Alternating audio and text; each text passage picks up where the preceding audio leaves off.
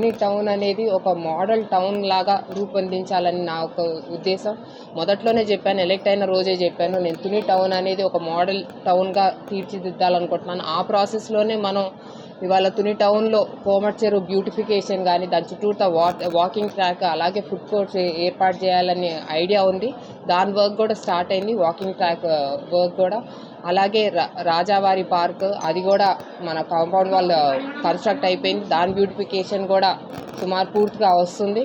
అలాగే burial grounds, ఏవైతే 4 burial grounds ఉన్నాయో మన తుని టౌన్లో పెద్దవి, అవి కూడా కాంపౌండ్ వాల్స్, అలాగే లైట్లు అడగకపోయినా సరే లైట్లు కూడా దాని లోపల ఏర్పాటు చేశాము. మన నాయకులందరూ బరియల్ గ్రౌండ్స్ బాగా మెరుగుపరచాలని చెప్పారు. అలాగే ప్రజా దర్బార్లో కూడా మనకు రిక్వెస్ట్ వచ్చింది కాంపౌండ్ వాల్ గురించి. మన వార్డ్ 8 ఇస్కల్పేట వార్డ్ 8 బరియల్ గ్రౌండ్స్ గురించి రిక్వెస్ట్ వస్తే ప్రజా దర్బార్లో అప్పటికప్పుడే వెంటనే దాని